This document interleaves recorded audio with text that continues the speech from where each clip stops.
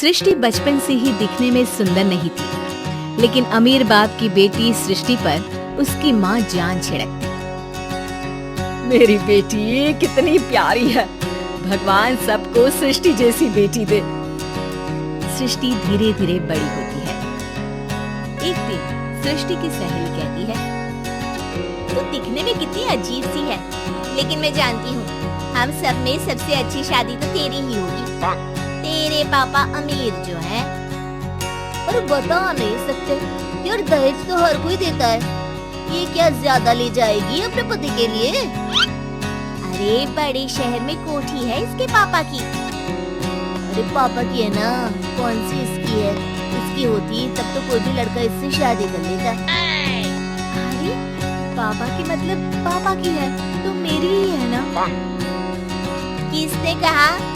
अब तेरी तो तब होगी ना जब तेरा भाई ना हो। वैसे भी शादी के बाद सारी प्रॉपर्टी भाई के नाम होती है। सृष्टि समझ जाती है कि उसे किसी भी हालत में माँ बाप की सारी प्रॉपर्टी को अपने नाम करना है, लेकिन कैसे? एक दिन सृष्टि का भाई शीनू कहता है, बहन क्या कर रही है? तुझसे एक बात करनी है।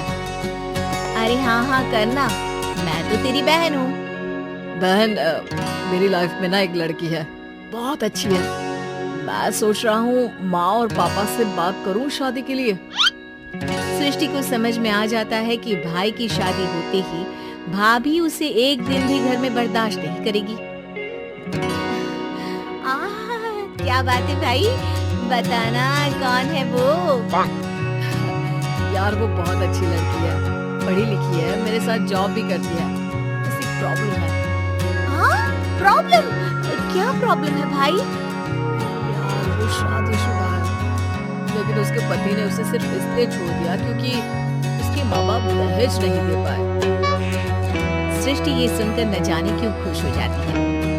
अरे भाई तो क्या हुआ, लड़की तुझे तो पसंद है ना? शीनू को लगता है कि बहन उसे समझ रही है। वो इस बात से अनजान होता है कि उसकी बहन की मंशा पूरा घर हड़पने की है।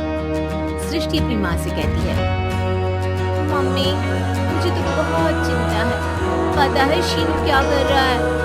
अरे क्या कर रहा है? वो तो काम पर जाता है और वापस घर आता है। नहीं ना माँ, वो यही तो नहीं कर रहा, बाकी सब कर रहा है। आपको पता है उससे प्यार है, और वो भी एक शादीशुदा लड़की से।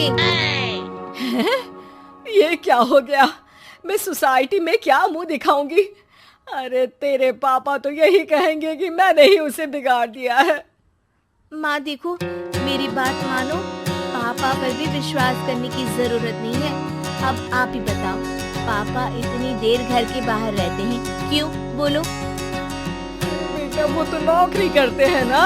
तू बहुत भोली है माँ, पापा का ऑफिस तो 7 बजे खत्म हो जाता है, लेकिन देखो कितनी देर से आते हैं। अरे नहीं बेटा, ऐसी कोई बात नहीं है। सृष्टि माँ को एक औरत से बात करते पिता की फोटो दिखाती है। देखो माँ कैसे है पापा, मैं ना कहती थी कि पापा सही नहीं है। मैं तेरे पापा से बात करूंगी, दे फोटो मुझे। ओ माँ, वो तो डिलीट हो गई। लेकिन चल, तूने तो देख लिया ना, पापा से बाद में बात कर लेना, और हाँ मेरा नाम बिल्कुल मत लेना। हाँ माँ। अब क्या था, सृष्टि के माँ और पिता के बीच झगड़ा होना शुरू हो जाता है। सृष्टि के मन में क्या चल रहा था कोई नहीं जानता था। एक दिन, माँ सृष्टि के लिए एक लड़का देखा है, वो लोग शाम को उसे देखने आने वाले हैं। और हाँ माँ, एक खुशखबरी, मैं और पापा मिलकर एक नया बिजनेस ट्राई कर रहे हैं। शाम को लड़का आता है, सांवले रंग का। सृष्टि को तो बिल्कुल भी पसंद नहीं आता। लड़की की माँ कहती है, लड़की का चेहरा तो कोई खास नहीं, लेकिन अगर मेरे बेटे को आप लोग सेटल कर दे तो मैं उसकी शादी आपकी बेटी से करवा दूं। सृष्टि को लड़का बिल्कुल पसंद नहीं था। उसे भाई पर गुस्सा आ जाता है। लड़के वालों के जाने के बाद कहती है, माँ देखा शीनू मेरे लिए कैसा लड़का लेकर आया, न दिखाने लायक न सुनने लायक, सेटल भी नहीं, वो भी हम करे। अरे माँ मैं जानती हूँ ये मेरी शादी किसी भी घर में क्यों करवाना चाहता है? अरे कैसी बात कर रही है बहन, तूने तो देखा ना, लड़के को मैंने ही मना कर दिया तुझसे शादी के लिए। जिसने लड़का बताया था उसने उसकी बहुत तारीफ की थी। बात आई गई हो जाती है, लेकिन सृष्टि का मन शांत नहीं होता। क्या करूं, कुछ समझ में नहीं आ रहा। मेरी शादी हो गई तो ये लोग पूरी प्रॉपर्टी शीनू के नाम कर देंगे। मेरे हाथ तो कुछ लगेगा ही नहीं। तभी सृष्टि को आइडिया आता है। वो किसी वकील को फोन करती है। जी देखिए, अगर आपके मम्मी पापा का तलाक हो जाता है तो आपके पिता की आधी प्रॉपर्टी आपकी माँ के नाम हो जाएगी, फिर उसे वो किसी को भी दे सकती है। सृष्टि अब माँ को बेटे के खिलाफ बोलती है। माँ, शीनू पर नजर रखा करो। वो जिस लड़की के प्यार में है ना, वो शादीशुदा है। यहाँ आएगी, सारा पैसा, रुपया, जमीन, जायदाद सब हड़प लेगी। पापा का भी हाल तुमसे छुपा नहीं है। ऐसा ना हो कि मैं और आप एक दिन सड़क पर भीख मांगे।